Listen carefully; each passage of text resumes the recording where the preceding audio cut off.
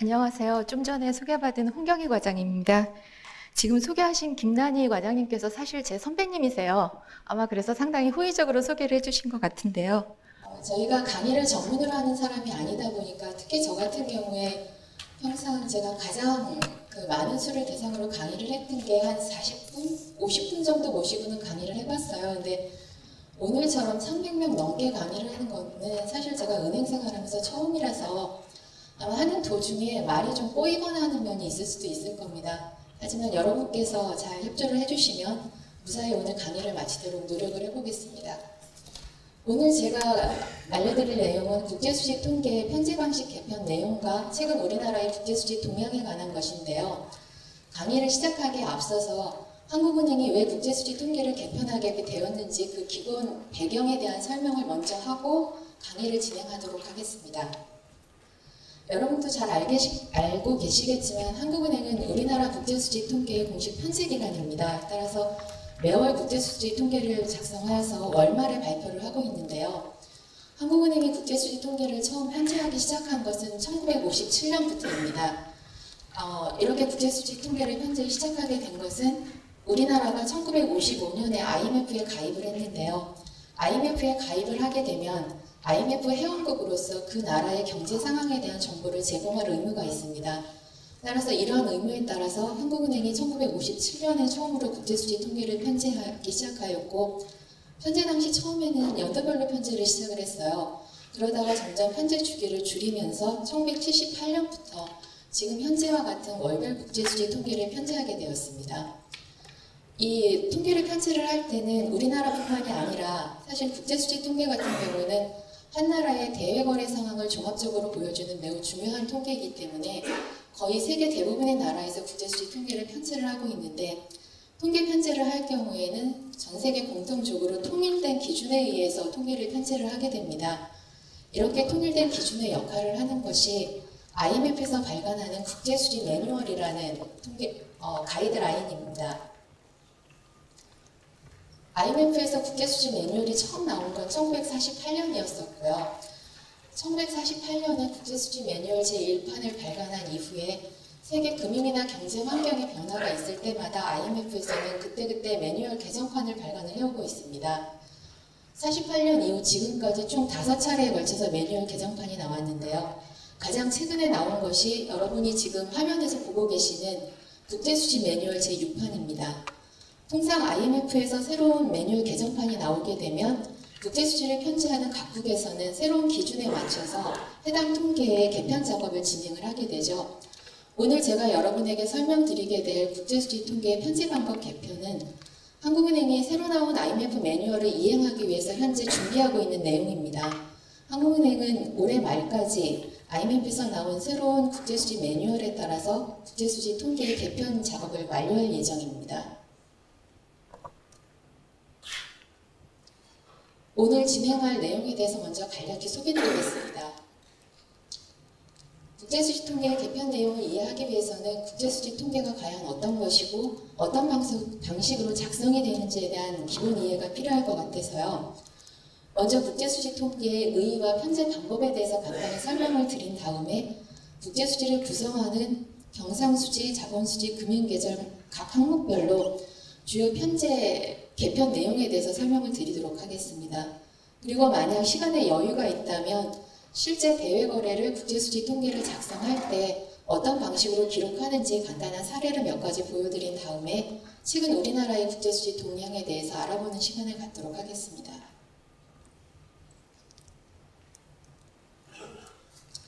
국제수지 통계는 아마 많이 들어보셨을 거예요. 아마 국제수지 통계가 아니라 주로 경상수지에 대해서 많이 들어보셨을 텐데요.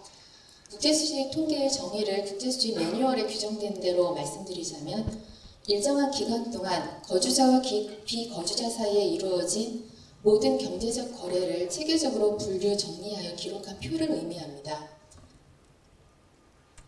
통상 경제통계는 크게 두 가지로 구분이 가능합니다. 하나는 특정 시점에 있어서의 그 잔액을 보여주는 스탁 통계가 있고요.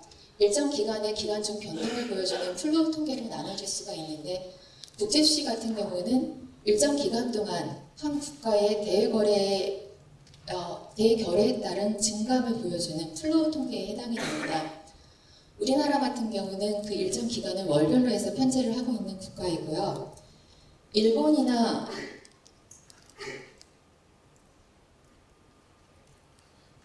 독일, 프랑스 같은 경우가 우리나라처럼 월별 국제수지 통계를 발표를 하고 있습니다.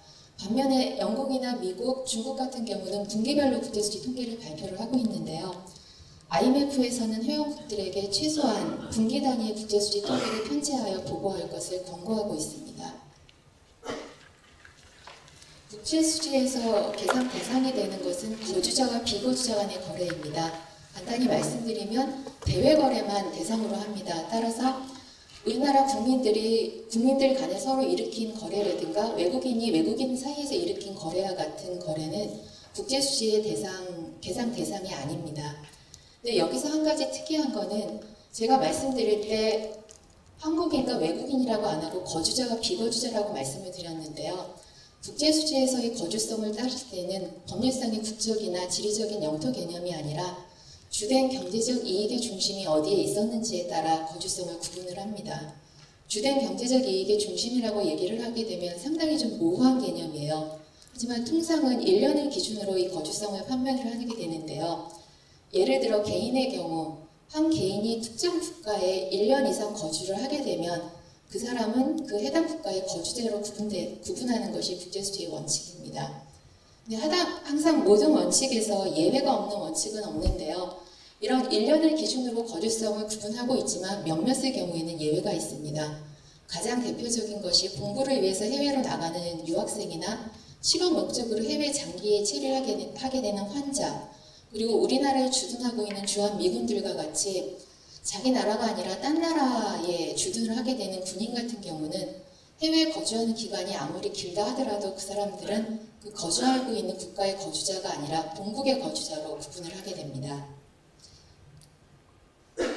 지금 이 화면은 거주성에 따라 법률상의 국적과 실제 국제수지에서의 거주성이 어떻게 다른지를 보여주기 위해서 몇 가지 사례를 든 것인데요.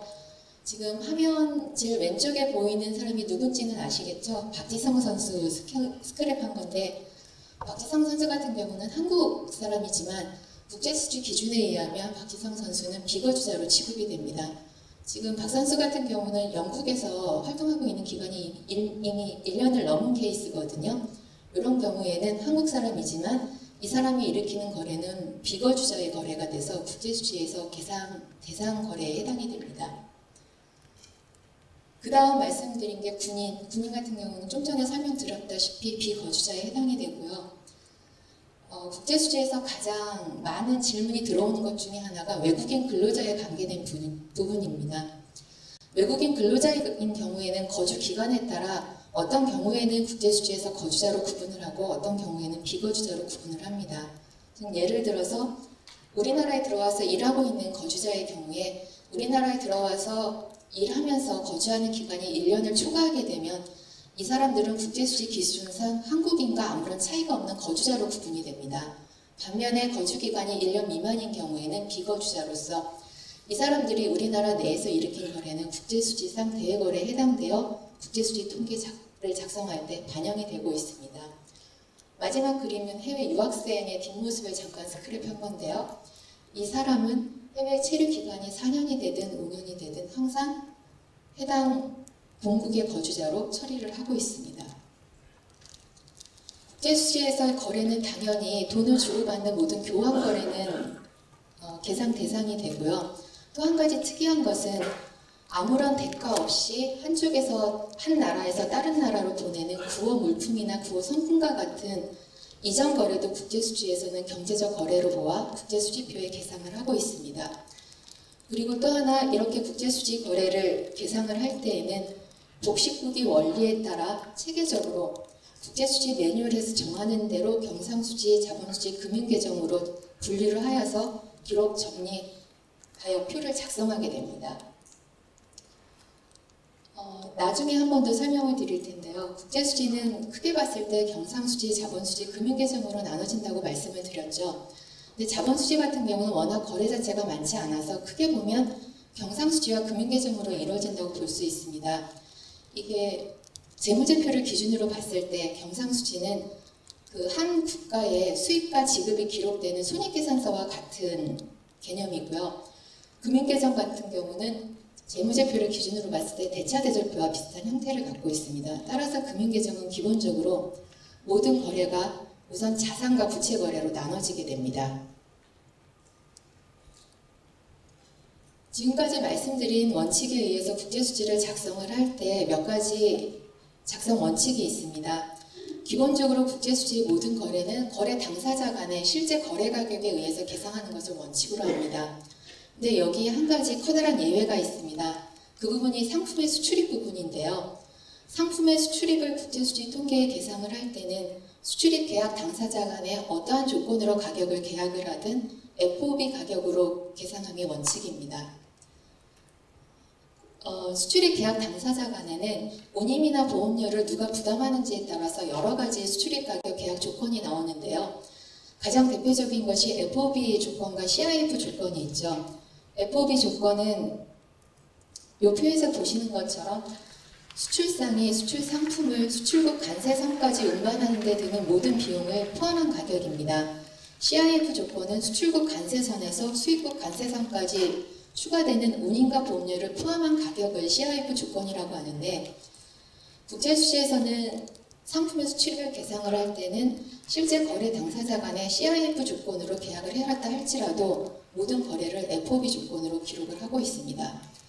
이렇게 계상을 한 결과 우리나라의 상품의 수출입을 나타내는 통계에는 대표적인 통계가 두 가지가 있습니다. 국제수지의 상품수지가 있고 매월 관세청에서 발표하는 통관수출입 기준의 무역수지가 있는데요. 통관수출이나 국제수지 기준의 상품수출이나 모두 FOB 가격으로 기록을 하는데 수입 같은 경우에는 가격의 평가 기준이 서로 상이하죠. 통관 수입은 수입 가격을 CIF 가격 기준으로 산정을 하고 있습니다. 이러한 차이로 인해서 똑같은 상품의 수출입 차이를 나타내고는 있지만 상품수지와 무역수지는 그 규모에 있어서 상당히 많은 차이가 있습니다. 이거 외에도 상품수지와 무역수지의 차이를 일으키는 요인은 몇 가지가 더 있는데요. 그 부분은 뒤에서 한 번 더 설명을 드리도록 하겠습니다. 그 외에 국제수지 통계를 작성하는 기준으로는 일단 경상수지와 자본수지 같은 경우는 수입거래와 지급거래를 상계하지 않고 총액 기준으로 각각 수입과 지급을 올리는 것을 원칙으로 합니다. 이에 반해서 금융계정의 거래 같은 경우는 자산은 자산거래대로 그리고 부채는 부채거래대로 나누어서 자산은 자산거래끼리 부채는 부채거래끼리 상계해서 순액 계상하는 것을 원칙으로 하고 있습니다. 회계원칙은 복식부기 원리에 따라 기록을 하게 되고요. 거래의 계상 시점은 소유권의 변동이 발생한 시점에 계상하는 것을 원칙으로 합니다.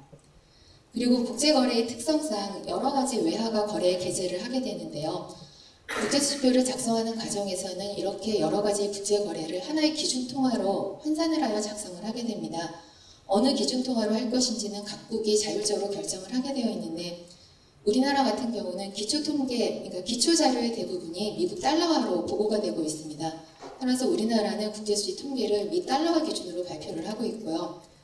일본이나 중국 같은 경우는 자국통화를 기준으로 국제수지 통계를 발표를 하고 있습니다. 그리고 국제수지 통계는 거래적 요인에 의한 변동만을 계상을 하는데 간단히 말씀드리면 국제거래이다 보니 여러 가지 외화가 거래에 게재를 하게 되죠. 따라서 어떤 환율을 적용하는지에 따라 사실은 환율 환산에 따라서 환율 변동의 차이가 발생할 수 있는데 거래 당시에 환율을 이용하여 순수한 거래 변동만을 국제수지에 계상하는 것을 원칙으로 하고 있습니다. 좀 전에 국제수지 통계를 작성을 할 때 복식부기 원리를 따른다고 제가 말씀을 드렸어요. 아마 회계나 경영을 전공하시는 분들은 잘 아실 것 같은데요. 복식부기 원리를 따른다고 하면 기본적으로 하나의 거래가 발생을 하게 되면 차변과 대변의 동액을 동시에 계상을 하면서 단지 부호만 반대로 가져가게 됩니다. 간단하게 뒤에서 제가 실례를 들기는 했는데 시간상 아마 그 사례를 설명할 시간은 없을 것 같고요. 여기 표가 나온 김에 간단히 설명을 드릴게요. 우리나라 기업이 해외에 수출을 하고 수출 대금을 현금으로 영수를 한 경우에 국제수지 거래에서는 상품의 수출로 차변에 플러스 거래가 기록이 되고요.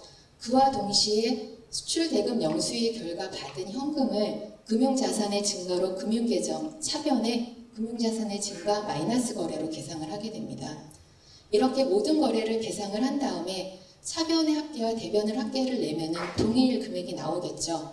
단지 차변과 대변에 기록됨으로써 부호만 반대 방향으로 동일한 금액이 기록이 되기 때문에 국제수지 통계를 작성을 하고 모든 거래를 합하게 되면 산술적으로 볼 때 모든 거래의 합은 0이 나오도록 되어 있는 것이 현행 국제수지 통계 체계입니다.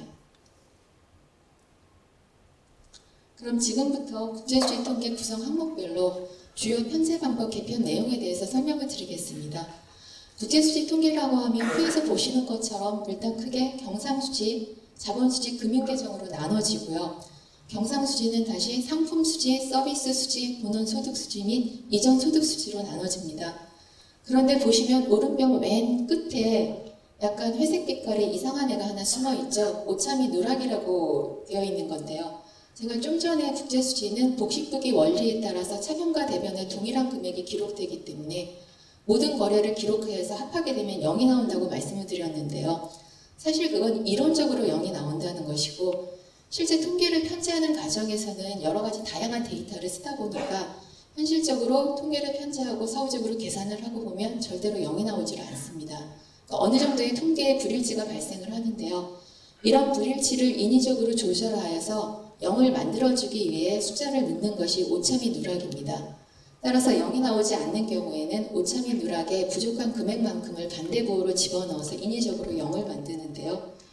따라서 국제수지에 경상수지와 자본수지, 금융계정, 오차미 누락을 모두 합하게 되면 산술적으로 0이 됩니다. 그럼 과연 오차미 누락은 어떤 의미를 가지냐면 국제수지 통계를 얼마나 정확하게 작성하였는지, 통계 불일치가 어느 정도 있었는지에 대한 일종의 지표로서의 역할을 하는데요. 통상적으로 한 나라의 상품 수출입을 합한 금액의 오차미 누락의 비중이 5% 미만이면은 그 국제수지 통계는 어느 정도 양호한 수준이라고 평가되고 있습니다. 경상수지의 상품수지 먼저 설명드리겠습니다. 상품수지는 여러분도 잘 아시겠지만 거주자 간의 상품의 수출입 거래를 기록하는 곳입니다. 상품수지는 또 세부 항목별로 일반 상품과 가공용 제화 및 비화폐용 금거래로 나누어서 구분해서 발표를 하는데요. 거의 모든 거래가 일반 상품 수출입 거래에 기록이 됩니다. 그 외에 가공용 제화 쪽에서는 해외에서 가공을 위해 일시적으로 국내 원재료를 해외로 보내거나 아니면 해외에서 가공하는 완제품을 국내로 들어오게 되는 물품의 흐름이 기록이 되고요. 마지막으로 비화폐용 금 쪽에서는 우리나라의 중앙은행이 보유하고 있는 외환 보유액에 화폐용 금으로서 보유하고 있는 금 거래를 제외한 모든 금의 수출입 거래가 기록되는 것이 비화폐용 금 부분입니다. 한국은행이 상품수지를 편제할 때 가장 주요한 기초자료로 사용하고 있는 것은 관세청의 통관 수출입 자료인데요. 아까 앞에서도 잠깐 말씀드렸다시피 관세청의 통관 수출입 자료하고 한국은행이 국제수지 기준상의 상품 수출입에서는 약간의 차이가 있습니다. 가장 대표적인 것이 아까 설명드린 가격 평가 기준의 차이가 있고요. 그거 외에도 포괄 범위나 계상 시점에서 일부 차이가 있습니다. 관세청이 발표하는 상품의 수출입은 엄밀하게 말하면 소유권 변동이 일어난 상품의 수출과 수입을 기록하는 게 아니라 우리나라의 경제적 영역을 넘어서 우리나라에서 해외로 나가는 물품이나 아니면 우리나라의 경제적 영역을 통과하여 해외에서 국내로 반입되는 물품의 이동을 포착하는 게 관세청의 통관기준 수출입이 되거든요. 근데 국제수지에서는 실제적으로 소유권 변동이 발생한 제화의 수출입만을 계상을 하기 때문에 통관 통계상에 기록된 물품의 이동 중에서 소유권 변동이 발생하지 않는 경범품이라든가 아니면 수리를 위해서 일시적으로 우리나라에 들어왔다 반출되는 물건 같은 경우에는 수출입 거래에서 제외해서 편제를 하고 있습니다. 이렇게 포괄 범위에서 일부 차이가 있고요. 최근 들어서 상품수지와 무역수지에서 차이가 많이 벌어지고 있는데 가장 많은 차이를 일으키고 있는 요인 중에 하나가 선박수출 부분입니다. 보통 우리나라의 주요 수출품 중에 1, 2위를 차지하는 것이 석유제품하고 선박 부분인데요. 선박 같은 경우는 한 척이 수출돼도 상당히 고가품이죠. 근데 선박은 보통 수주해서 우리나라에서 건조를 거쳐서 계약자한테 인도되기까지는 보통 2년에서 3년간에 걸친 장기간이 소요가 됩니다. 하지만 선박 건조업체는 선박을 건조하여 인도한 다음에 수출 대금을 받는 것이 아니라 2, 3년에 걸친 건조 기간에 건조 진행률에 맞춰서 중간중간 수출 대금을 중간에 영수를 하게 됩니다. 국제수지에서는 이렇게 건조 진행 기준에 따라 수출 대금이 영수될 때 그 상품이 수출된 것으로 간주하고 있습니다. 따라서 선박 같은 경우 수출 대금을 영수한 시점에 국제수지에서는 상품 수지에 올리게 되고요. 통관 통계에는 선박의 건조가 완료돼서 최종적으로 소유 계약을 선박의 건조를 의뢰한 사람에게 인도되는 시점에 한꺼번에 상품의 수출을 계상하게 됩니다. 이러한 차이로 말미암아 상품 수지와 무역 수지에서는 많은 차이가 나는데요. 특정 연도의 경우에는 상품 수지와 무역 수지의 방향이 반대로 나타나는 경우도 있었습니다. 예를 들어 2008년 같은 경우는 상품 수지는 흑자인데 무역 수지는 적자가 나는 경우가 있었어요.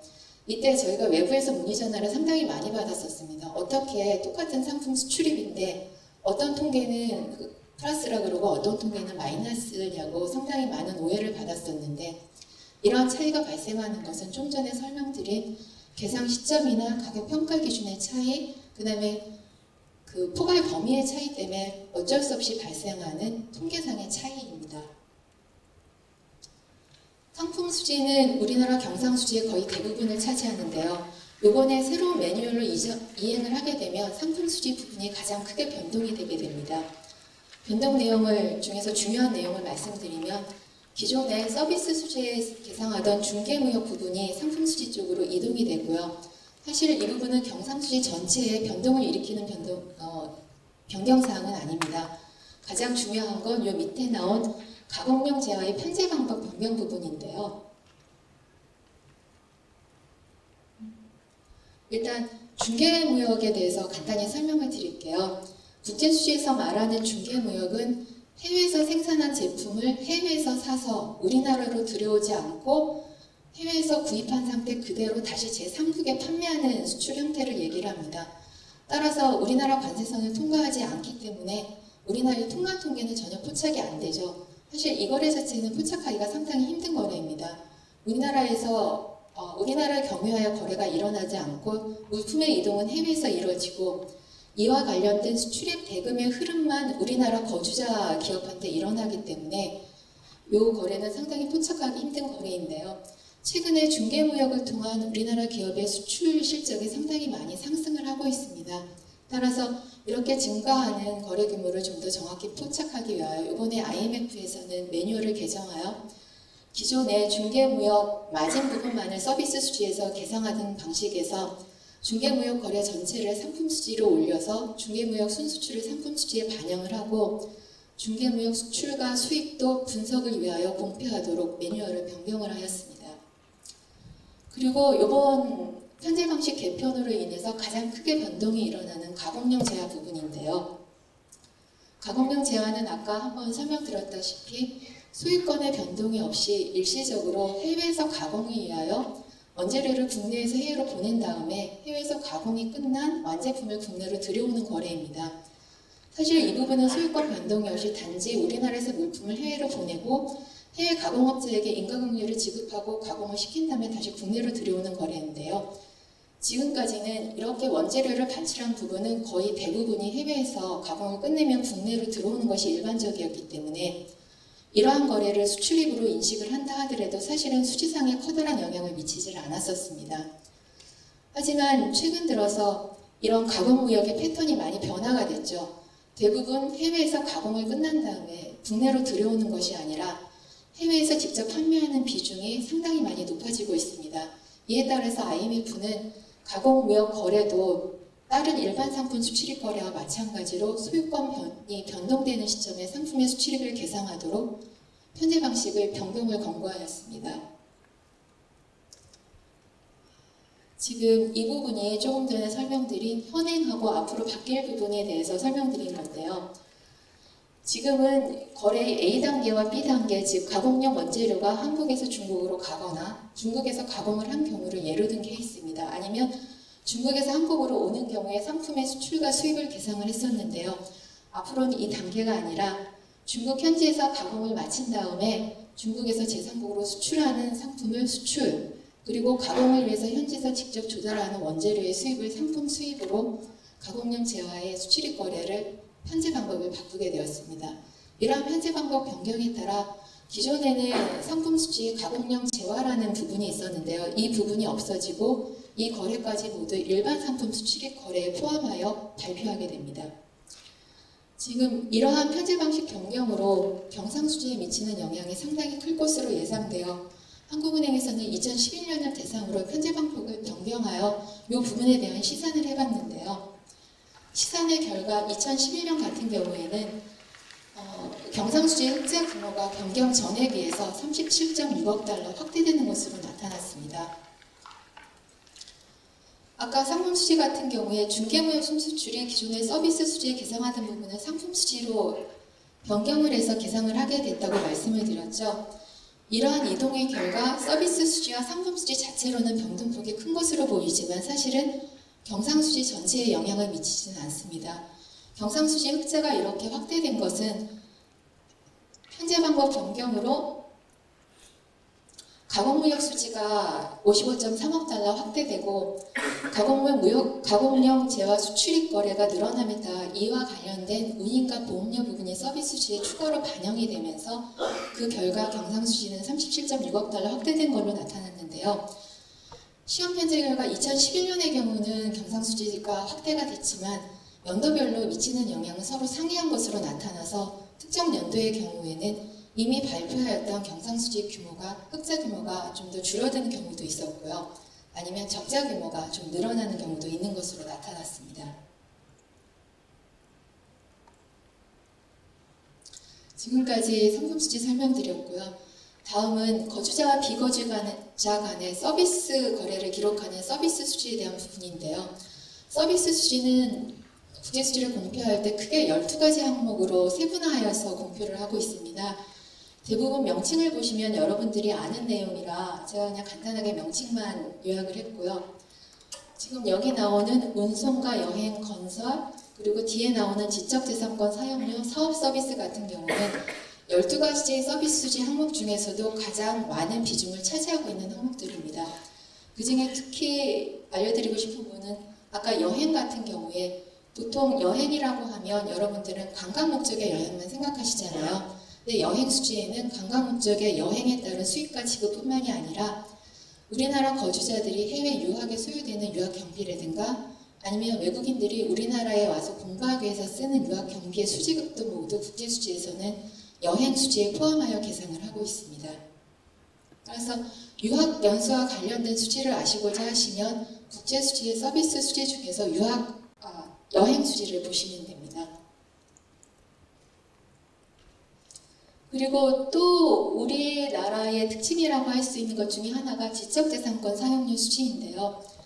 우리나라는 상당한 IT 강국으로 알려져 있죠. 따라서 우리나라 수출품 중에서도 정보통신기기나 휴대폰 그리고 자동차 등과 같이 IT 상품의 수출이 상당히 큰 비중을 차지하고 있습니다. 최근 들어 이러한 IT 상품의 수출이 많이 늘고 있는데요. 사실 IT 상품을 만들기 위해서는 이러한 상품을 만드는 데 필요한 특허권 등의 여러 가지 원천 기술을 사용을 하게 되는데 여러분도 아시겠지만 우리나라 같은 경우는 원천 기술의 대부분을 해외에 의존하고 있는 비중이 상당히 높아요. 따라서 IT 관련 상품의 수출이 늘어나면 경상수지의 상품 수지의 흑자는 증가합니다. 근데 그와 더불어 우리나라가 해외 원천 기술을 쓰는 그것도 비례하여 늘기 때문에 그와 비례하여 우리가 외국에 지급하는 특허권 등의 로열티 지급이 같이 늘어나는 구조를 가지고 있습니다. 따라서 IT 상품의 수출이 증가하면 상품 수지 흑자가 늘고 그에 비례해서 특허권 등 사용료를 지급을 기록을 하는 지적재산권 사용료 수지의 적자폭이 커지는 구조를 가지고 있죠. 이게 위에서는 좀 흑자가 나는데 살짝 서비스 수지에서는 적자를 일으키는 주요 요인 중에 하나로 작용을 하고 있습니다. 서비스 수지의 주요 개편 내용은 사실은 상품 수지를 설명드릴 때 이미 한번 말씀드렸는데요. 서비스 수지의 중개무역 순수출을 기존에는 계상을 했었는데 앞으로는 이 부분이 상품 수지 쪽으로 올라감에 따라서 새로운 기준으로 이행을 할 경우에 서비스 수지 적자폭이 더 확대되는 것으로 나타났고요. 기존에는 서비스 수지를 12가지 항목으로 세분화하여 발표하였는데 새로운 기준에 의할 경우에는 2가지 항목이 더 추가가 됩니다. 하나가 가공용 가공무역에 따른 인가공유 수지급을 기록을 하게 되는 제조용 서비스 부문이 신설이 됐고요. 특허권이나 저작권 등의 지적재산권의 매매 등을 기록을 하는 연구개발 서비스 부문을 신설하여 새로운 기준으로 이행할 경우에 기존에는 12가지로 세분화했던 서비스 수지를 앞으로는 14가지 항목으로 세분화하여 공표할 예정입니다. 다음은 경상수지의 세 번째 항목인 본원소득수지 쪽인데요. 본원수지는 간단하게 말씀드리면 거주자와 비거주자 간의 근로소득이나 투자소득을 기록을 하는 곳입니다. 우리나라에 들어와 일하고 있는 외국인 근로자들에 대한 급료 및 임금 지급, 아니면 해외에 취업하고 있는 우리나라 거주자들이 받는 급료 및 임금의 수지급이 기록이 되고요. 또 거주자들이 가지고 있는 금융자산이나 부채를 보유한 결과 발생하게 되는 배당 수입이나 배당 지급, 그리고 부채 보유의 결과 가장 대표적인 게 아마 증권투자일 것 같은데요. 외국인들이 우리나라 증권투자를 통하여 받아가는 배당이나 이자의 수지급을 기록하는 것이 본원소득 수지입니다. 본원소득 수지 중에서 투자소득은 투자의 형태에 따라 다시 직접투자소득, 증권투자소득 및 기타 투자소득으로 세분화하여 공표하고 있습니다. 본원소득 수지에서도 이번에 개편을 하게 되면 커다란 변동이 있는데요. 본원소득 수지에 좀 전에 말씀드린 투자소득 중에서 투자소득의 재투자 수익이라는 것을 앞으로는 인식하여 계산하도록 편제 방법이 변경되었습니다. 재투자 수익이라 그러면 좀 약간 와닿지 않으실 것 같은데요. 간단히 설명드리면 직접 투자를 한 경우 직접 투자를 하게 되면은 내가 직접 투자한 기업이 영업을 잘해서 이익이 나게 되면 그 기업의 이익에 대한 배당을 받는 것으로 소득이 발생을 하죠. 근데 보통 대부분의 경우 이익이 발생한다 그래서 100%를 투자한 그 주주들에게 배분하지는 않습니다. 일부는 회사의 성장이나 어떤 영업활동에 사용하기 위해 사내 유보를 하게 되는데요. 재투자 수익이라고 하는 것은 이처럼 직접 투자 기업에 배당되지 않은 수익 중에서 그 직접 투자가의 몫만큼을 나의 수익으로 인식하는 것을 재투자 수익이라고 합니다. 따라서 내가 직접 배당으로 받지는 못했지만 내 수익만큼이 발생한 것을 해당 직접 투자 기업에 다시 재투자한 개념으로 보는 것입니다. 이 수익을 인식함에 따라서 국제수지에서는 두 가지 계정에 영향을 미칩니다. 경상수지의 본원소득수지의 재투자 수익으로 계상된과 동시에 이만큼의 직접 투자가 다시 늘어난 것으로 보아 금융계정의 직접 투자의 자산의 증가 또는 부채의 증가로 계상을 하는 것으로 편제 방법이 변경이 되었습니다. 다음 경상수지의 마지막 항목인 이전소득수지 쪽인데요. 이전소득수지는 아까 간단하게 설명을 드렸기 때문에 아무런 대가성 없이 제공되는 재해 구호 물자나 구호 성금 같은 경우가 주로 여기에 계산이 됩니다. 그리고 여기에 또 하나 계산되는 게 우리나라에 와서 일하고 있는 외국인 근로자들의 경우 1년 이상 일하고 있는 근로자들의 경우는 거주자라고 본다고 말씀을 드렸는데요. 이 사람들이 우리나라에서 벌어서 본국에 보통 생활비나 이런 거를 송금을 하게 되죠. 이거는 거주자가 외국인이라 할지라도 우리나라의 거주자인 1년 이상의 외국인 거주자가 아무런 대가 없이 외국의 비거주자한테 돈을 보내는 거래로 간주되어 이러한 거래들이 이전소득수지에 계상이 됩니다. 이러한 거래가 이전소득수지에 사실은 가장 많은 비중을 차지하고 있는 거래입니다.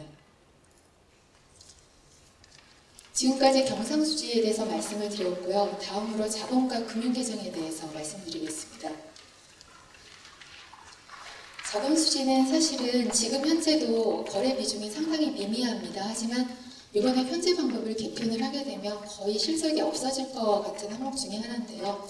자본수지에서 가장 많은 비중을 차지하고 있는 게 거주성을 변경하는 개인의 국경 간의 재산의 반출입니다. 즉 간단히 말씀드리면 이민자들이 본인이 국내에 가지고 있던 재산을 해외로 가져가거나 아니면 우리나라에 이민 오는 사람들이 해외에 있던 본인의 재산을 가져오는 경우 이런 거래들이 자본 이전 거래의 대부분을 차지를 하고 있는데요.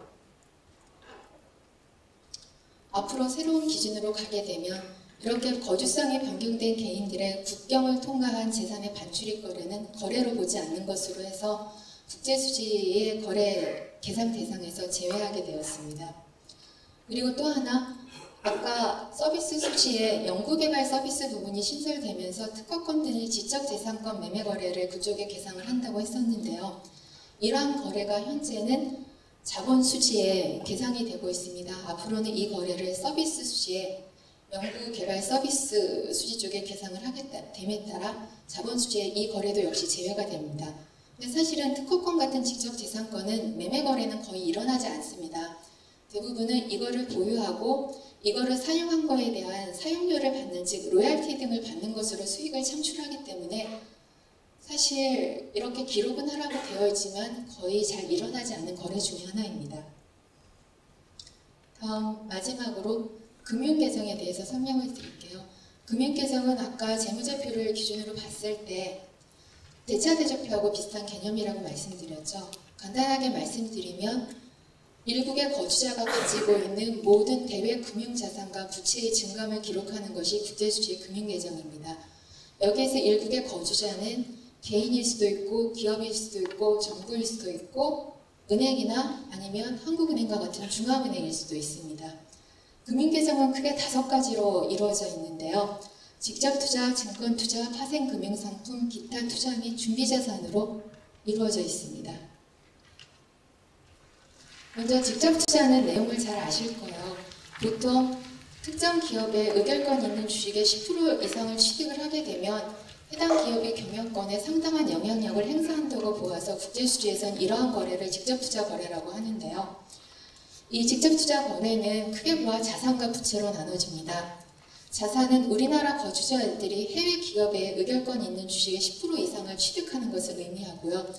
부채는 외국인, 즉 비거주자들이 우리나라 기업의 의결권 있는 주식의 10% 이상을 취득하는 것을 의미합니다. 즉 우리나라 입장에서는 부채가 되는 거죠.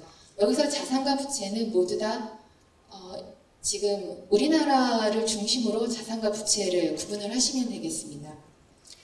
그리고 직접 투자에는 단순하게 이 의결권 있는 주식의 취득만 기록이 되는 것이 아니라 한번 직접 투자 관계가 성립되면 직접 투자 관계가 있는 기업 간의 거래는 모두 직접 투자에 계상을 합니다. 예를 들어 제가 미국에 있는 A기업의 지분을 10% 취득하게 되면 직접 투자 관계가 성립을 하게 되죠.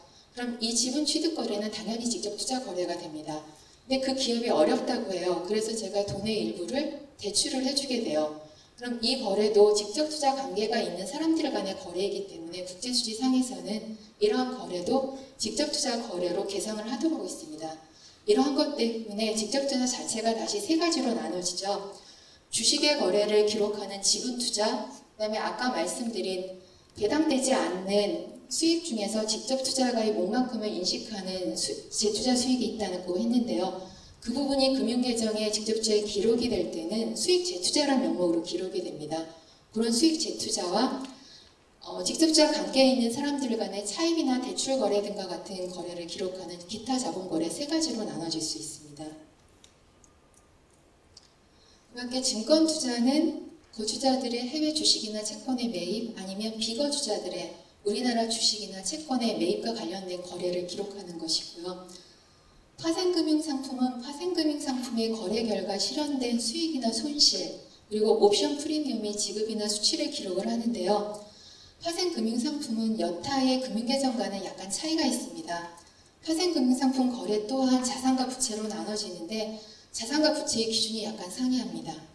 파생금융상품의 자산 같은 경우는 파생금융상품의 거래 결과 거주자가 그러니까 실현된 수익으로 거주자가 수취한 것을 파생금융상품의 자산으로 보고요.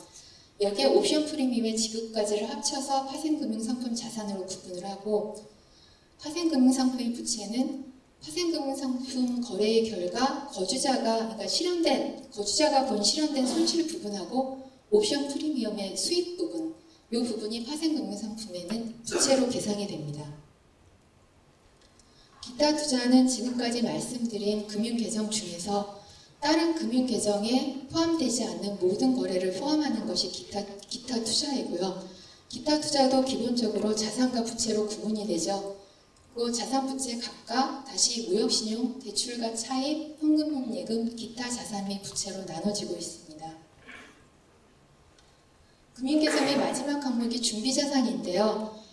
국제주시에서는 준비자산이라고 얘기를 하는데 사실은 외환보유액이라고 아마 아실 거예요. 외환보유액하고 포괄 범위가 정확히 일치합니다. 금융개정의 준비자산은 통화당국인 중앙은행이 국제주시의 불균형 보존을 하거나 아니면 한나라 경제의 대외 신인도 유지를 위해서 보유하고 있는 언제든지 사용 가능하고 통제 가능한 외화표시 대외자산의 증감을 기록하는 곳입니다. 이에 반해서 외환보유액은 똑같은 목적이긴 하지만 특정 시점에 있어서 잔액을 나타내죠.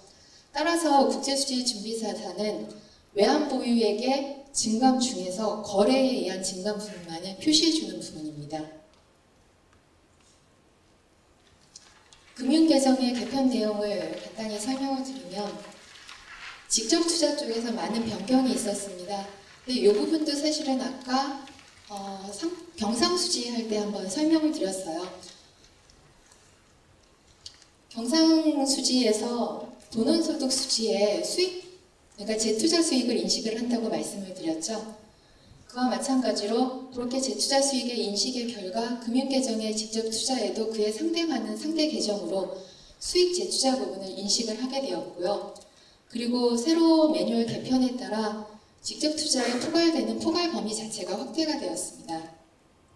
간단히 설명드리면 지금은 1차적으로 직접 투자 관계가 있는 기업 간의 거래만 금융계정의 직접 투자 거래로 기록을 했었고 그렇지 않은 기업 간의 증권이나 기타 대출 차입의 거래는 증권 투자나 기타 투자에 기록을 했었는데요. 앞으로는 직접적으로 직접 투자 관계는 없지만 간접적으로 직접 투자 관계를 갖게 되는 경우, 예를 들면 계열사나 관계사 등을 예를 들 수도 있는데요. 이런 기업 간의 거래까지 모두 포함해서 직접 투자 거래로 계상을 하여서 이런 거래들을 앞으로는 모두 금융계정에 직접 투자 거래로 계상하도록 현재 방법이 바뀌었습니다. 그리고 국제수지의 마지막 항목인 오차 및 누락 쪽인데요.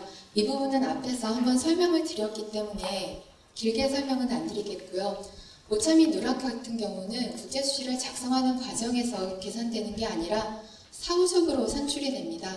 그러니까 근본적으로 이게 통계의 불일치를 나타내기 때문에 국제수지 거래를 모두 기록을 하고 모든 거래를 합산하게 되면 차변 총액과 대변 총액이 나오겠죠.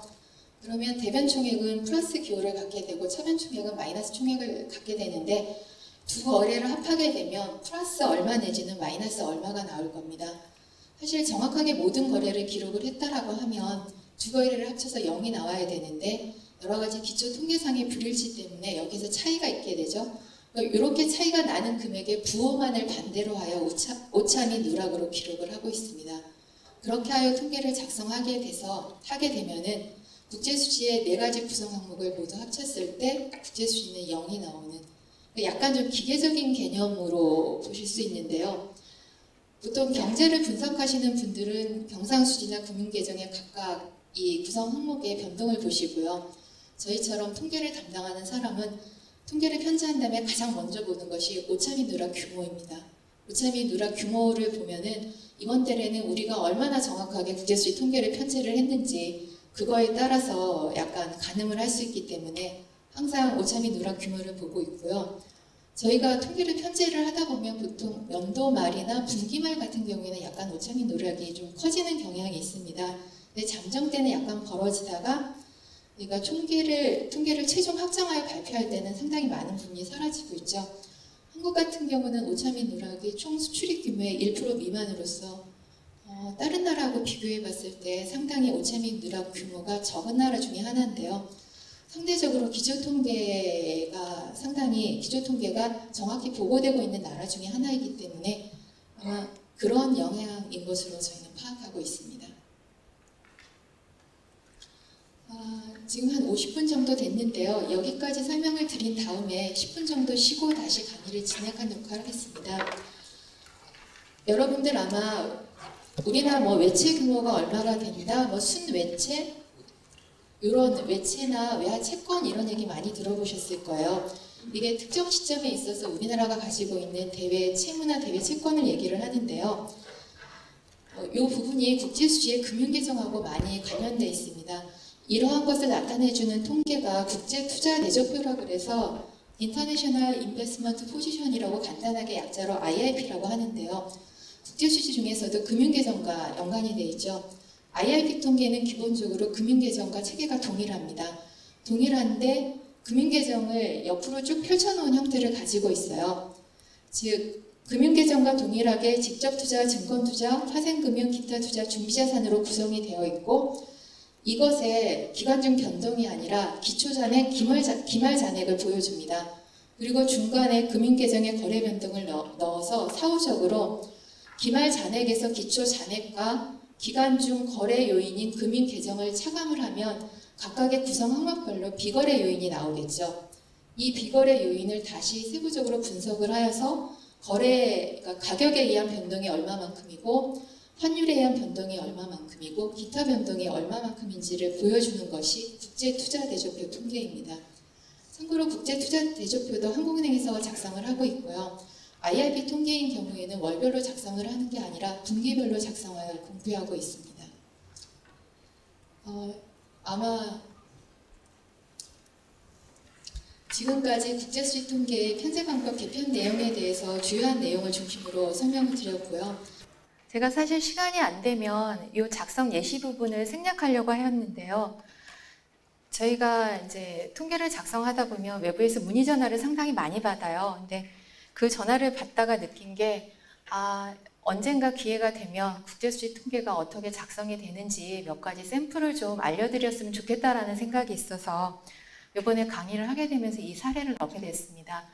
여기 몇 가지 아마 거래를 보시면 국제수지에서 말하는 복식부기 원리가 어떤 것인지, 그리고 금융계정에 왜 자산의 증가가 마이너스로 나타나고 자산의 감소가 플러스로 나타나는지 이해를 하실 것 같아서 몇 가지 주요 사례를 소개를 하고 최근 우리나라의 국제수지 동향에 대해 설명을 하는 것으로 진행을 하겠습니다.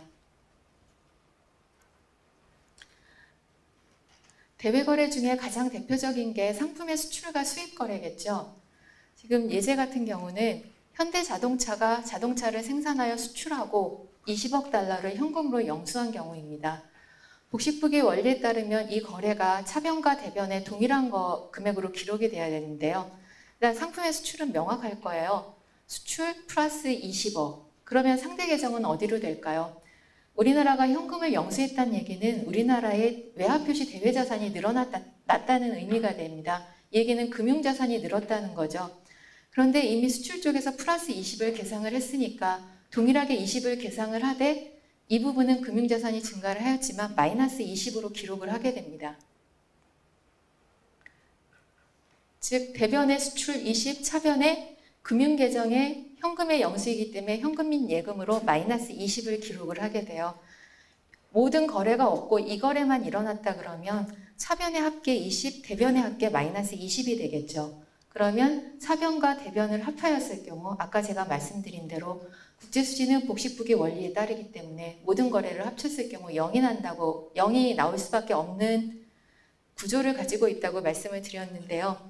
이렇게 하면 0이 나오게 됩니다. 근데 잠깐 쉬는 시간에 오차 및 누락 부분이 이해가 안 된다고 질문을 하신 분이 계셨어요. 그 부분 제가 아까 간단히 설명을 드렸는데 여기서 한 번 더 설명을 드릴게요. 저렇게 간단한 거래긴 하지만 사실 국제수지에서는 저 통계의 기초자료를 서로 다른 데이터 소스를 이용을 하고 있습니다. 상품의 수출 같은 경우는 관세청 통관 통계를 통하여 기업들의 수출 실적을 받고 있고요. 그 영수한 20억 달러 같은 경우는 금융기관을 통해서 보고를 받게 돼요.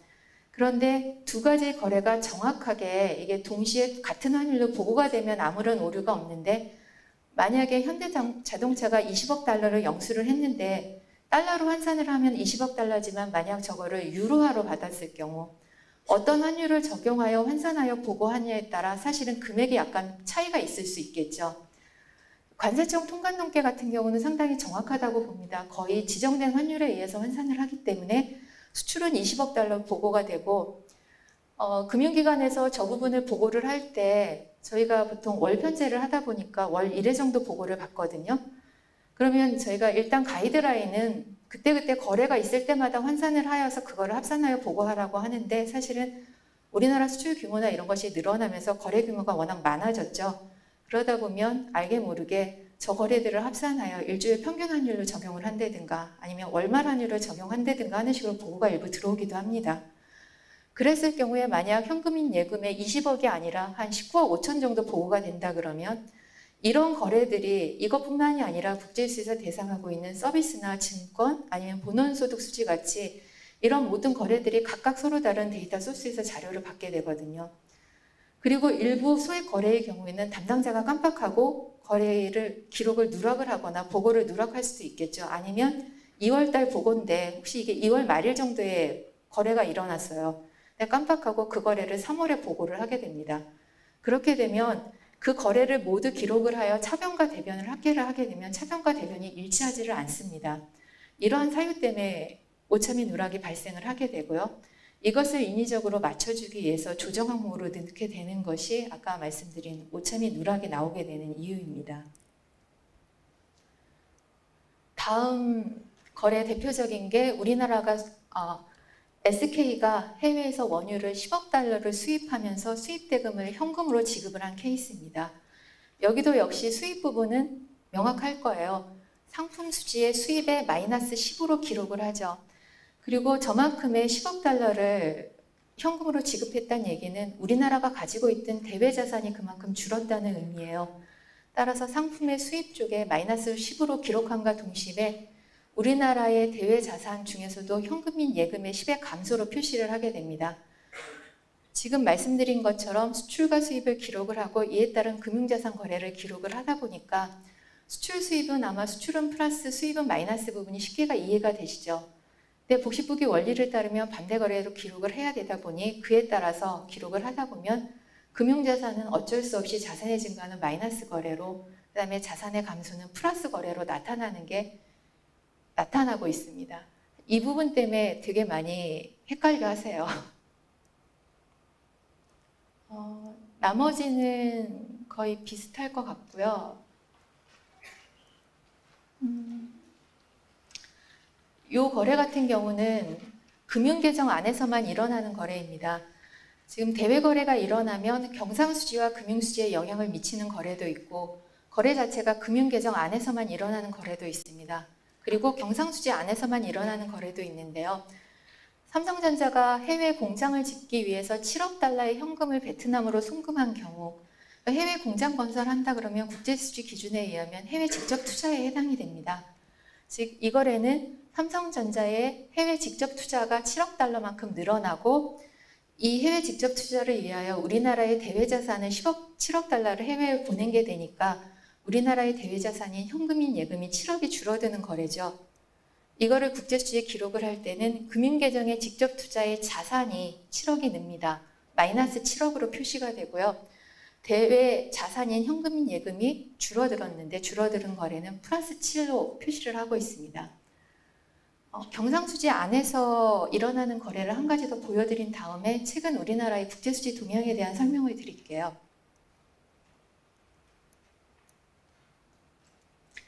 이 거래가 경상수지 안에서만 일어나는 거래인데요. 아까 대가성 있는 거래뿐만이 아니라 대가 없이 주는 무상 구호품이나 구호성금 같은 경우도 국제수지에선 거래로 계상을 한다고 말씀을 드렸는데요. 그게 과연 국제수지에 어떻게 계상이 될까 좀 궁금하셨을 것 같아요. 거래 5번 같은 경우 대한적십자사가 동일본 지진으로 피해를 받은 일본에 구호 물품을 3억 달러를 보낸 경우로서 이때 3억 달러는 상품 기준, 그러니까 우리나라에 필요한 생수 같은 거 3억 달러를 보낸 경우로 해당이 됩니다. 아까 관세청의 통관 통계 같은 경우는 이런 거래도 다 수출로 잡는다고 말씀을 드렸죠. 역시 이 거래는 국제수지에서도 수출로 잡습니다. 그러니까 이 거래가 국제수지의 상품 수지에 수출 3억 달러로 기록이 됩니다. 플러스 3억 달러. 근데 수출은 했지만 이 돈을 줄 사람은 없어요. 이건 우리가 그냥 공짜로 준 거기 때문에 이런 거래들을 경상수지에 이전소득수지에 이전소득의 지급으로 계상을 합니다. 이렇게 계상을 하게 되면 경상수지 전체에 이 두 거래를 합산했을 경우 경상수지 전체는 0이 됩니다. 하지만 상품수지에선 수출 3이 늘어나고 이전소득수지에선 지급 3으로써 이전소득수지가 3억 달러 적자인 걸로 나타나게 됩니다. 이러한 방식으로 국제수지는 이전 거래도 국제수지 안에 거래로 계상을 하고 있습니다.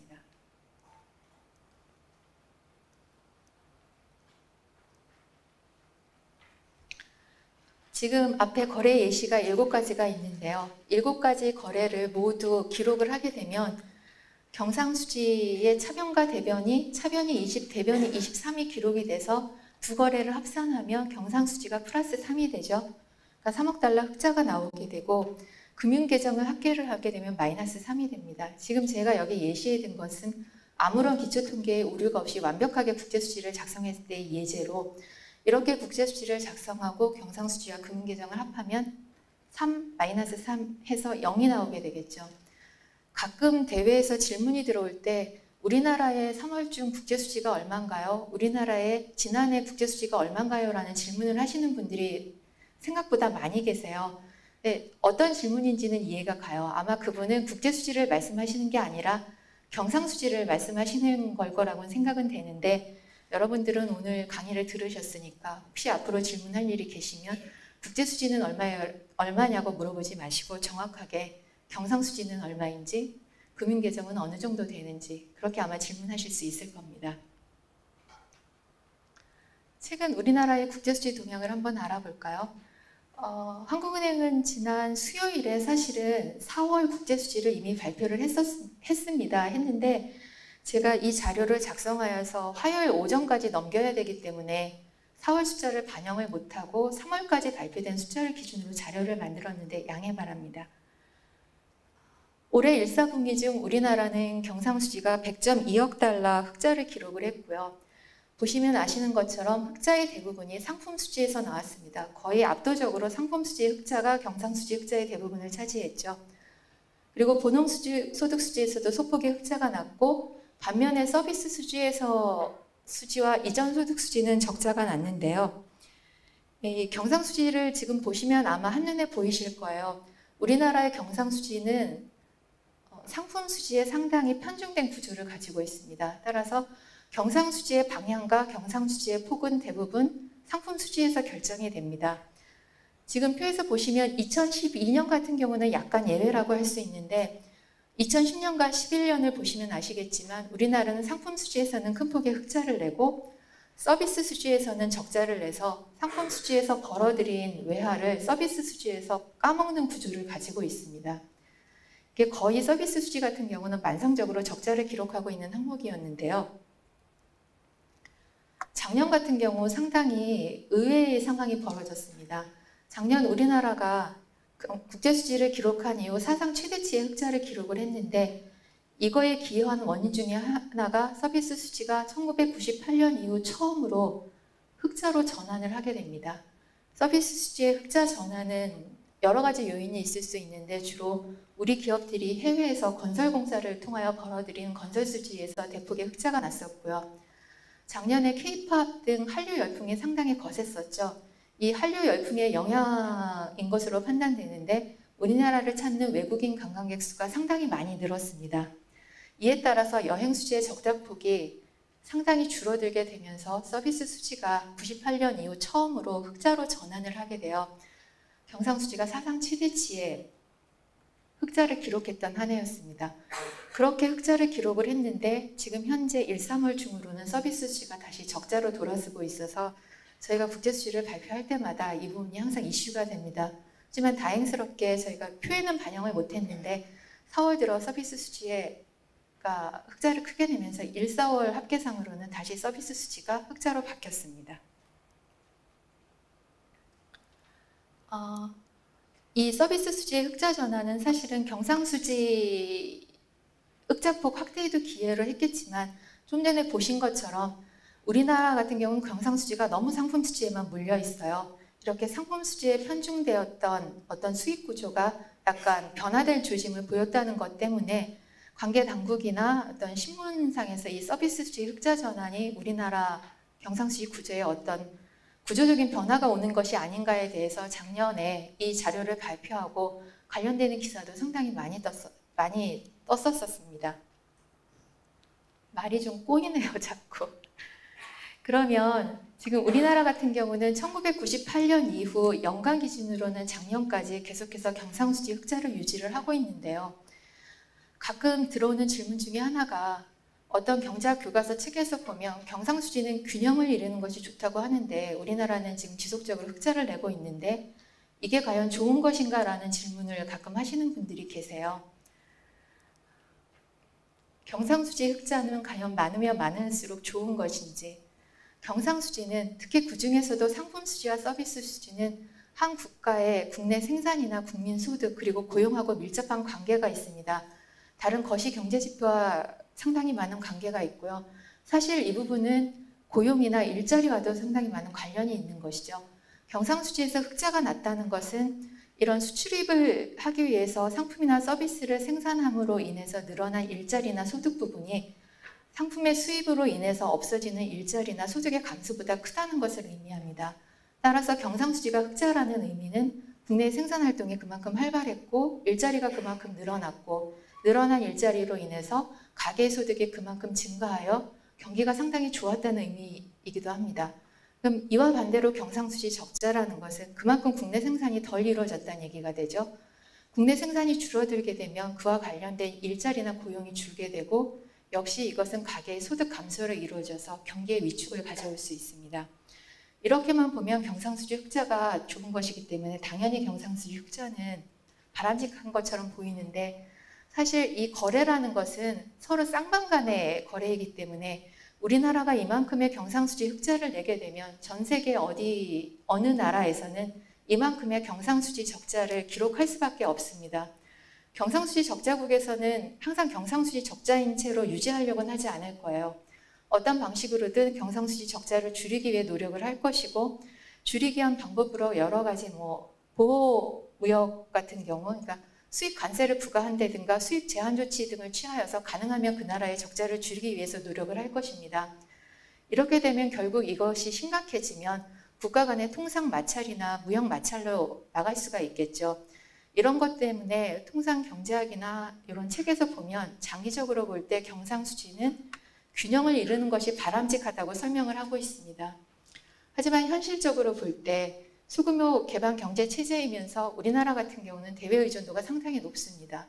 우리나라 같은 경제 체제 하에서는 일정 규모의 국내 생산을 하지 않으면 국민 소득이라든가 일자리를 적정 수준을 유지하기가 힘든 상황입니다. 따라서 우리나라 같은 경우에는 어느 정도의 경상수지 흑자를 유지하는 것이 필요하다고 할 수 있겠습니다. 자료를 정리하다 보니까 최근 비화폐용 금수지 쪽에서 재밌는 것이 있어서 잠깐 그래프로 만들어 봤는데요. 비화폐용 금수지라는 것은 중지산에 포함되는 화폐용 금을 제외한 모든 금거래를 포함합니다. 이거는 여러분들이 귀금속으로 집에 가지고 있는 반지나 목걸이 아니면 공업용으로 사용되는 금과 관련된 수출입 거래를 기록을 하는데요.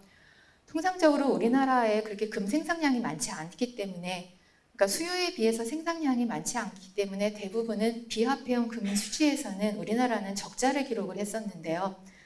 특이하게 최근 몇 년간 비화폐용 금 수지에서 거의 15억에서 16억 달러 정도의 금 수지가 흑자를 기록을 하고 있습니다. 이렇게 흑자를 기록하게 된 주 원인은 2007년과 2008년을 전후해서 글로벌 금융위기가 있었죠. 글로벌 금융위기가 확산되면서 점점 안전자산으로 금에 대한 수요가 상당히 높이 올라갔습니다. 금 수요가 올라가면서 국제 금값이 상당히 많이 상승했고요. 이에 따라 우리나라 국민들이 보유하고 있던 집에 장롱 속에 꼭꼭 숨겨두었던 반지나 목걸이 상당 부분을 파신 분들이 있을 거예요. 이런 금들이 모아서 대외로 수출이 되면서 이 부분들이 우리나라 경상수지의 상품수지에 비화폐용 금수지로 기록이 되어서 2009년부터 2012년까지 연간 기준으로 거의 15억 불 이상의 매년 비화폐용 금수지 흑자가 발생을 하였습니다. 그런데 그럼에도 불구하고 1980년부터 지금까지의 비화폐용 금수지의 연간 수지를 보면 사상 최대치의 비화폐용 금수지를 기록했던 것은 사실은 1998년입니다. 아마 1998년 하면 기억나는 거 있으실 거예요. 우리나라에 1997년에 IMF 외환위기가 왔었죠. 상당히 좀 슬픈 상황인데요. 97년에 IMF 외환위기가 닥치고 이 외환위기를 극복하기 위한 방안 하나로 대외 외화자산을 벌어들이기 위해서 그때 우리나라에 전국적으로 금모으기 운동이 있었습니다. 이렇게 금모으기 운동을 통해서 모은 금을 한국은행이 해외에 수출을 해서 걸어들인 그 거래가 비화폐용 금수지에 기록이 됐었습니다.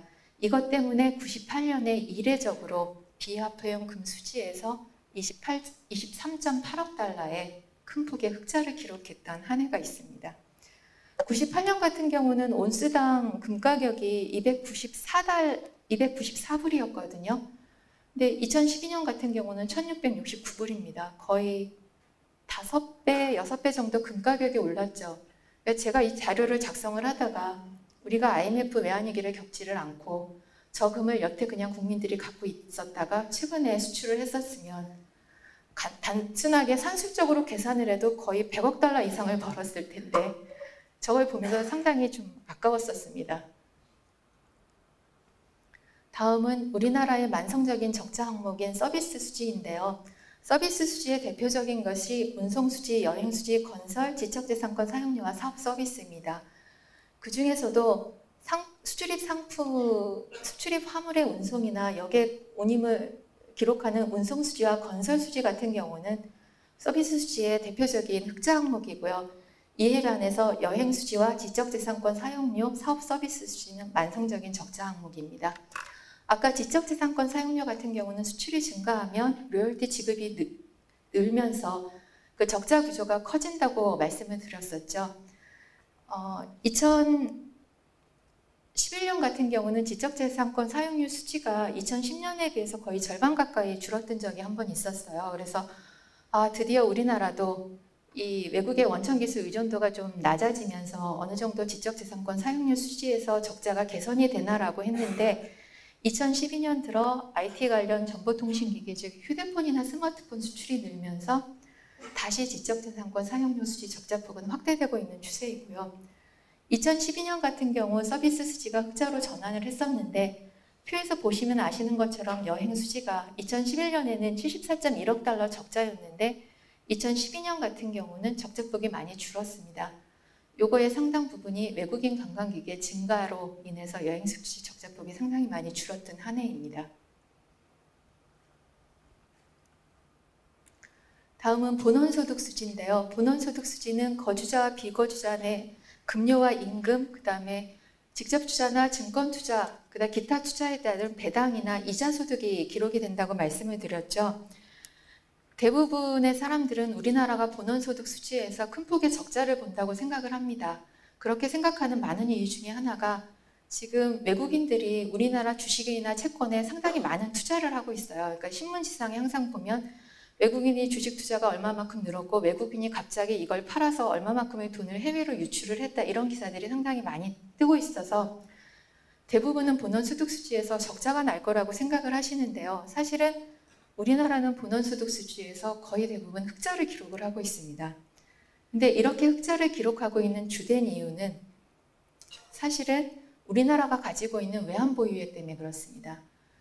IMF 외환위기가 터졌던 1997년 같은 경우는 우리나라 외환보유액이 약 204억 달러 정도였어요. 근데 지금 3월 말 같은 경우 외환보유액이 거의 3,400억 달러로 늘어났습니다. 이렇게 늘어난 외환보유액을 해외의 자산에 특히 해외 채권에 많이 투자를 하게 되는데요. 이런 채권 투자의 결과 해외에서 수취하는 이자 소득이 상당히 많기 때문에 본원소득 수지는 항상 거의 대부분 흑자를 유지를 하고 있습니다. 배당수지 같은 경우에는 거의 대부분 적자긴 한데 최근 들어서 배당수지 적자 규모가 상당히 많이 줄어들고 있죠. 배당수지 적자의 대부분은 사실은 외국인들이 우리나라 직접 투자한 결과 직접 투자 기업으로부터 받아가는 배당 지급이 많아서인데요. 최근 우리나라 거주자들이 해외 직접 투자가 늘면서 외국인들한테 지급하는 직접 투자 배당이 많기는 한데 그와 비례해서 우리가 해외에서 받아들이는 배당 수익도 상당히 큰 규모로 늘어나고 있습니다. 이에 따라서 배당 수지 같은 경우는 적자 규모가 상당히 많이 축소되고 있는 추세입니다. 직접 투자 배당을 표시해 놓은 건데요. 그래프의 0을 기준으로 밑에가 우리나라 기업들이 비거주자인 외국인 직접 투자에게 지급한 배당액입니다. 거의 연간 한 60억 불 정도 배당을 지급을 하고 있죠. 그에 반해서 우리나라 기업들이 해외 직접 투자를 통해서 받아들여오는 배당 수입은 지금 그래프에 보시면 아시겠지만 17억, 24억, 한 35억 불 정도였었죠. 근데 최근 들어서 해외 직접 투자가 늘면서 2011년에서 2012년 가면서 배당 수입이 35억 달러에서 약 52억 달러로 늘었습니다.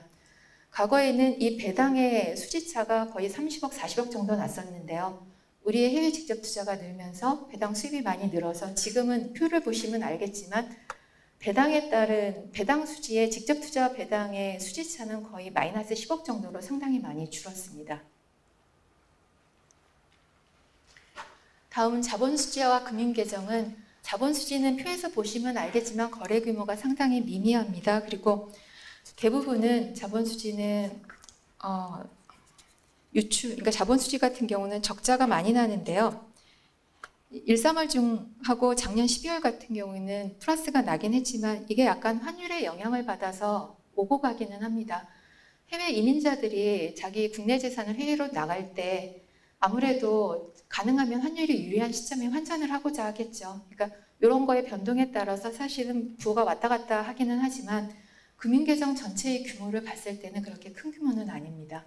네, 이 부분이 앞으로 국제수지가 개편되게 되면은 그 해당되는 거래들이 국제수지에서 빠지게 돼서 아마 억 단위 기준으로 봤을 때 자본수지는 거의 0이 나올 것 같아요.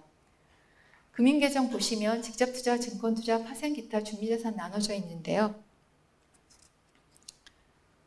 표에서 보시는 것처럼 직접투자의 해외 직접투자가 거의 연간 200억 이상씩 나가고 있죠. 이 얘기는 우리나라 거주자들이 해외 직접 투자 규모를 얘기를 해주는데요. 2010년에서 2012년 같은 경우 거의 연간 200억 이상을 거주자들이 해외에 직접 투자를 저 정도로 나가고 있다는 의미입니다. 상대적으로 이것에 비해서 외국인들의 우리나라의 직접 투자 규모는 상당히 적습니다.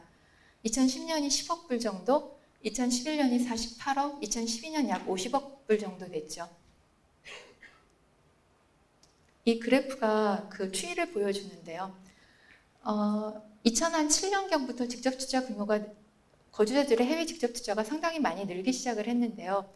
거주자의 해외 직접 투자 목적이 과거와는 상당히 투자 목적이 변화가 된 걸 알 수 있습니다. 과거에는 중국이나 동남아 등지의 저임을 활용하기 위한 목적의 직접 투자가 주류를 이뤘다 그러면 최근에 나가는 직접 투자의 대부분은 현지 시장 진출이나 수출 촉진 등이 가장 주 목적이 되고요. 투자 목적별로 볼 때는 저임 활용은 사실은 한 3번째 정도 순위를 차지하는 것으로 나타났습니다. 증권투자의 자산은 우리나라 거주자의 해외 증권 투자를 말을 하고요. 부채자 같은 경우는 외국인들의 우리나라 증권에 투자를 말을 하는데 지금 보시면 2013년 1사분기 중 우리나라 거주자들은 해외 증권 97.5억 달러 해외 증권 투자를 했고요. 반면에 외국인들이 우리나라에 대한 증권 투자는 순액 기준으로 39.8억 달러인 것으로 나타났습니다. 외국인들의 증권 투자를 보면 주식 투자하고 채권 투자가 반대 방향을 보여요. 주식 투자 같은 경우는 우리나라 주식을 산 게 아니라 1사분기 기준으로는 28.1억 달러 국내 주식을 매도를 하고 그만큼을 해외로 가져나간 걸로 되어 있고 그러니까 채권 같은 경우는 그와는 반대로 계속해서 채권 투자 규모는 늘어나고 있는 걸로 나타났죠.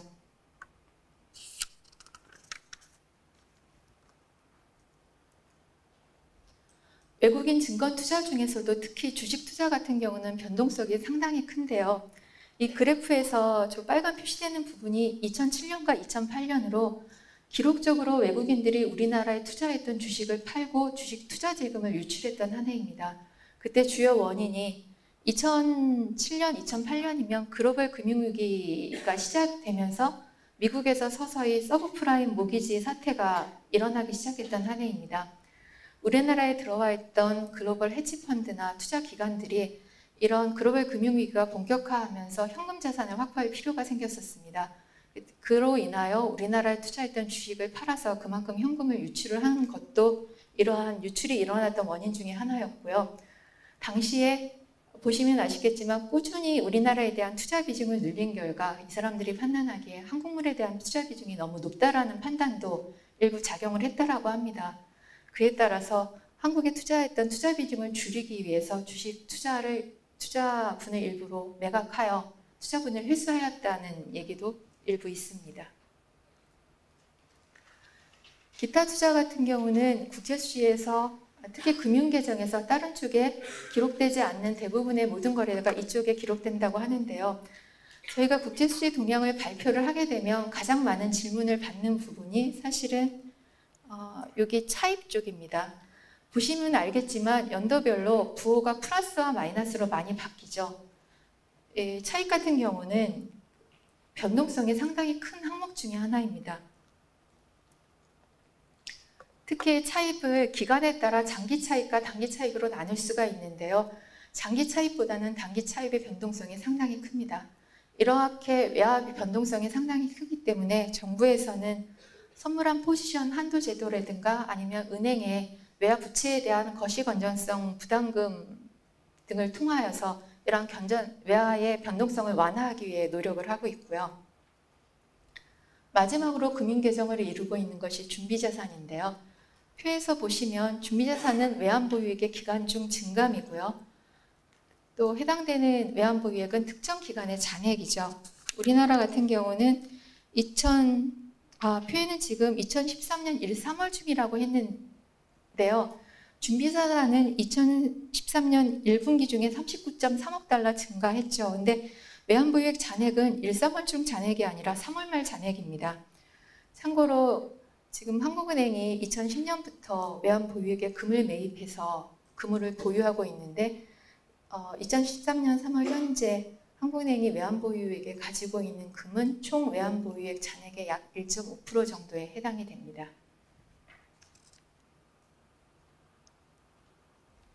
지금까지 제가 준비한 국제수지 통계 편제 방식 개편 내용과 최근 우리나라의 국제수지 동향에 대한 강의는 끝났고요. 네, 감사가 아니고 그 혼자에 관해서 다시 한번